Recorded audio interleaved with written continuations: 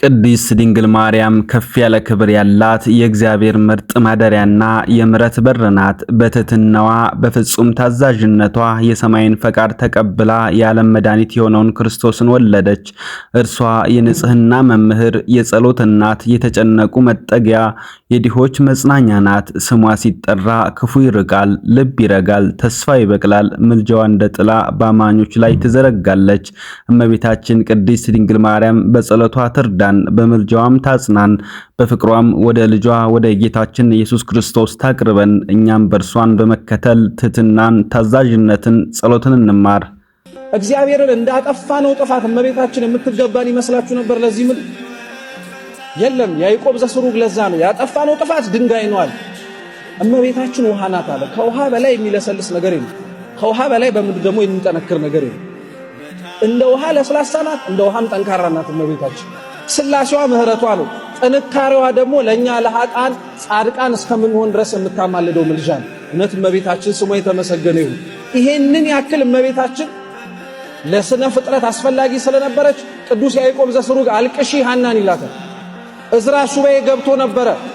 መጽሐፈ እዝራ ምዕራፍ 4 ቁጥር 1 ላይ ሰው እንደሚሆን ሰው ከመሆኑ በፊት ነግሮት ነበረ።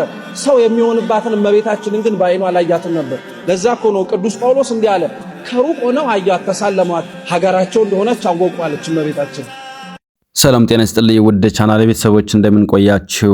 በያላችሁበት ሰላምታ ይድረሳችሁ እያልኩኝ ለቤቱ አዲስ ከሆናችሁ ይህን ቤት ሰብስክራይብ በማድረግ ላይክ እና ኮሜንትም ብታደርጉ እጅግ የሚጠቅመን ነው የሚሆነው። ዛሬ እንግዲህ ስለ እመቤታችን ቅድስት ድንግል ማርያም የተለያዩ መምህራን ምን አሉ፣ እመቤታችን ቅድስት ድንግል ማርያም ክብሯ ልዕልናዋ እስከምን ድረስ ነው የሚለውን ባለችን ሰዓት የምናይ ይሆናል። ቪዲዮውን ላይክ አድርጋችሁ በመጀመር ቀጥታ ተከታተሉ። ባሪያህ ነኝ ብላ እመቤታችን ድንግል ማርያም ለአምላኳ ራሷን አሳልፋ ስትሰጥ ደስታ ነው እንደገጠማት። 64 ዓመቷን በሙሉ ስታለቅስ እኮ ነው የኖረችው። አንድም ቀን ፈገግ ብላ እኮ አይታት አታውቅም። አንድም ቀን ደስተኛ ሆና አይተናት አናውቅም። እርሱን በመከተሏ ዋጋን የከፈለችው፣ እርሱን እሺ በማለቷ ከነበረችበት ቤተ መቅደስ ነው ተሰዳ የወጣችው። እሱን እሺ በማለቷ በረሃ ለበረሃን የተንከራተተችው። እሱን እሺ በማለቷ ወጉን እንኳን የጠበቀ መቃብር ስነ ስርዓት እንኳን አልተከናወነላትም። ሰማዕታት ክብራቸው ከፍ ያለው ስለ እግዚአብሔር ሲሉ ደማቸውን ስላፈሰሱ ነው።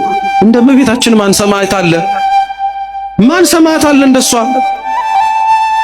እሷማ ትልቅ ሰማዕት ናት እንጂ የግብጽ በረሃና ግለት እግሮቿ እየፈነዱ እየደማባት ሄደችው። ይሄ ሰማዕትነት አይደለም? ምስክርነት አይደለም?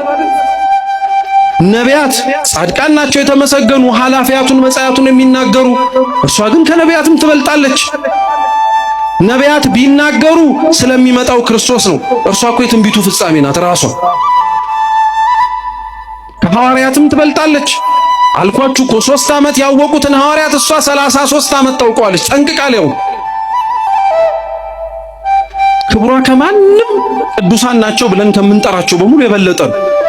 የቅድስት ድንግል ማርያም ክብር ከሰው ልብና ከቃል በላይ ነው። ሰማይ የአክብሮት ዝማሬ ታቀርብላታለች፣ ምድርም በእምነት ታከብራታለች። እርሷ ከመላእክት በላይ ክብር ያላት ከሰማያዊ ሰራዊት የተለየች የንጉሥ እናት ስለሆነች የንግሥት ክብር የተሰጣት ናት። የእግዚአብሔር ቃል በማኅፀኗ አድሮ ሥጋ ስለሆነ ክብሯ በዘመን አይወሰንም እና በትውልድ ሁሉ ይነገራል። ስሟ ሲጠራ ክብር ይጨምራል፣ ምልጃዋ ሲጠየቅ ምሕረት ይፈሳል።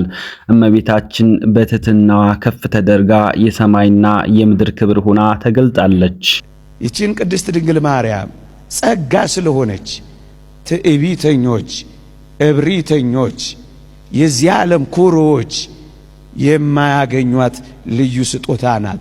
ለትዕቢተኞች የማትደርስ ለትሑታን ግን ሞገስና ጸጋ ክብርና ጌጥ የምትሆን እኮ ናት ይቺ ቅድስት ድንግል ማርያም። ምክንያቱም ታስታውሳላችሁ እግዚአብሔር ትዕቢተኞችን ያዋርዳል፣ ለትሑታን ግን ጸጋን ይሰጣል የሚለው ቃል ምንኛ የታመነ ነው። ትሑታን ናቸው የሚያመሰግኗት፣ ትሑታን ናቸው የሚዘምሩላት፣ ትሑታን ናቸው ወደ ቤታቸው የሚወስዷት። ወገኖቼ ትሑት ካልተሆነ የማትገኝ ስጦታ ናት እሷ በትሕትና። ያዕቆብ ዘስሩግ እንደተናገረው ነገር ግን በምድር ላይ እንደ ማርያም ራሱን ዝቅ ያደረገ የለም ይልና በዚህም እንደ ማርያም የከበረ የለም ይላል። ዝቅ ስትል የምታገኛት ስጦታ ናት። ትዕቢተኞች አያወድሷት፣ ኩሮዎች ያባርሯታል። አለን አለን ባዮች አለፍም ብለው ይሰድቧታል። እንደሌለች ሊቆጥሯት ይሞክራሉ። ምክንያቱም ዝቅ አላሉ። ትሑታን የሚያገኟት፣ ትሑታን የሚወስዷት ልዩ ስጦታ ናት። ምክንያቱም እሷ አስደናቂ ትሑት የትሕትና እናት ናት። ጸሎቴን ሰማኝ አላለችም፣ ትሑት ናት። ትጋሃ ሌሊቴን አየልኝ አላለችም፣ ትሑት ናት። ጾሜን ተቀበለኝ አላለችም፣ ትሑት ናት። ጥበቤን ተመለከተልኝ አላለችም፣ ትሑት ናት። ደም ግባቴን አየልኝ አላለችም፣ ትሑት ናት። ይልቅ አንድ ነገር ብቻ ብላለች፣ የባሪያይቱን መዋረድ ተመልክቷልና አለች።